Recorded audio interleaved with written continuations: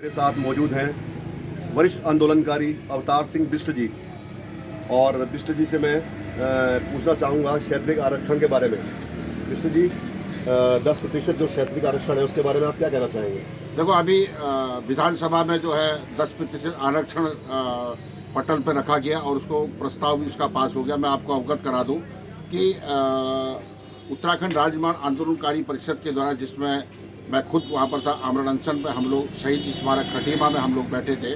तो ये है 30 अगस्त 2021 में हम लोग वहाँ पर बैठे थे। तो माननीय मुख्यमंत्री से हमारी वहाँ पर वार्ता हुई और हेलीपैड पर वार्ता होने के बाद हमने 5 सूत्री ज्ञापन उनको हेलीपैड पर जाके वहाँ पर दिया था, जिसमें पूरा जिला प्रशासन और वहाँ के जनप्रतिनिधि भी लोग वहाँ पर शामिल थे। तो माननीय मुख्यमंत्री जी के द्वारा, जैसे कि वहाँ पर 1 तारीख को शहीद स्मारक में जो है शहीद दिवस वहाँ पर मनाया जाता है, तो शहीद स्मारक से उन्होंने हमारी 5 मांगों की उसमें घोषणा की, जिसमें 10% आरक्षण भी था और भी जो आश्रितों के संबंध में था उसकी घोषणा उन्होंने करी। चिन्हीकरण के बारे में उन्होंने घोषणा करी। तो राज्य आंदोलनकारी पक्ष में जो भी हमने ज्ञापन उनको दिया था, तो सारी मांगों का निस्तारण का उन्होंने कहा था। लेकिन 10% आरक्षण जो है वो कहीं ना कहीं से फंसा हुआ पेश लग रहा था और उसमें जो है राज्यपाल के बाद कई बार वापस आने के बाद तो इन्होंने इस बार जो है प्रवर समिति के द्वारा 10% आरक्षण की कमेटी बनाई और जिसमें माननीय विधायक मंत्रीगण भी थे।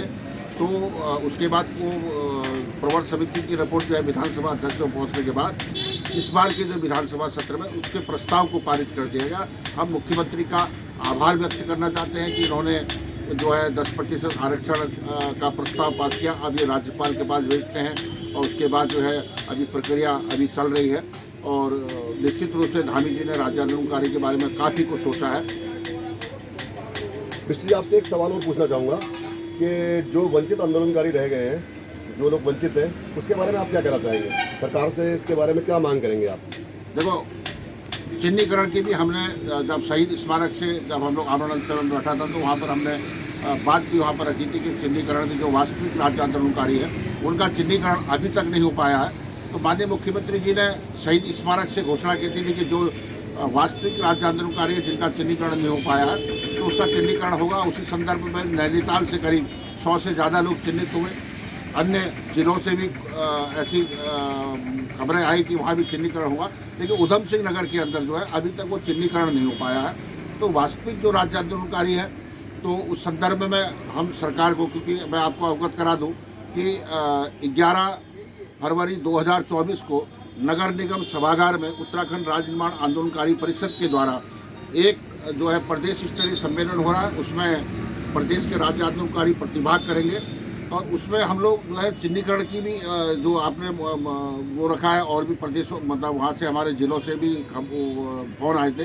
तो उसमें हम एक टॉपिक डालेंगे कि चिन्हीकरण जो वास्तविक है नैनीताल के अलावा किसी भी ज़िले में अभी लगभग नहीं हो पाया है और उनको प्रमाण पत्र नहीं दिए गए हैं। तो हम उसमें जो है वहाँ रखेंगे और माननीय मुख्यमंत्री से हमारा जो प्रतिनिधि मंडल है या फिर रुद्रपुर में कभी होगा ज्ञापन प्रेषित करके, जैसे भी होगा, जैसे हमने पहले राज्य आंदोलनकारी पक्ष में अपनी बात को मजबूती से रखा और सरकार ने हमारी बात को भी माना, ऐसे ही जो है चिन्हीकरण की भी जो समस्या है हम उसका समाधान की पूरी कोशिश करेंगे। और वास्तविक राज्य आंदोलनकारी जिन्होंने उत्तराखंड राज किया था हम उनके लिए भी संघर्ष करेंगे और पूरे प्रदेश के राज्य आंदोलन से हमारा निवेदन भी है 11 तारीख को आप लोग शहीद नगर निगम सभागार रुद्रपुर में जरूर पहुँचें। बिष्ट जी, एक बात और कहना चाहूँगा आपसे कि मेरी समय समय पर आंदोलनकारियों से बात होती है कि चिन्हीकरण के बारे में, लेकिन सरकार का रवैया इसमें ढोलमल तरीके से नजर आता है।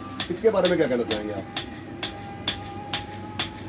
उसमें जो सरकार के द्वारा, तो माननीय मुख्यमंत्री जी के द्वारा शहीद स्मारक से चिन्हीकरण की घोषणा कर दी, जबकि चिन्हीकरण काफ़ी लंबे समय से नहीं हो पाया था। उसके लिए सरकार का धन्यवाद है।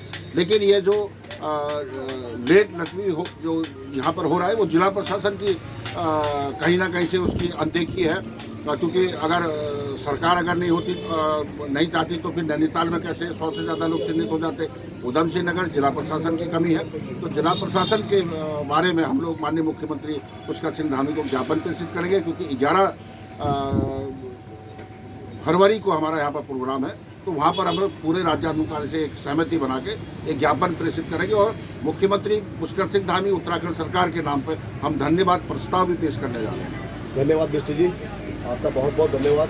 कि आप यहाँ पर आए। और मैं हिंदुस्तान ग्लोबल टाइम्स से राजेश अरोड़ा आप सभी का धन्यवाद करता हूँ। जय हिंद,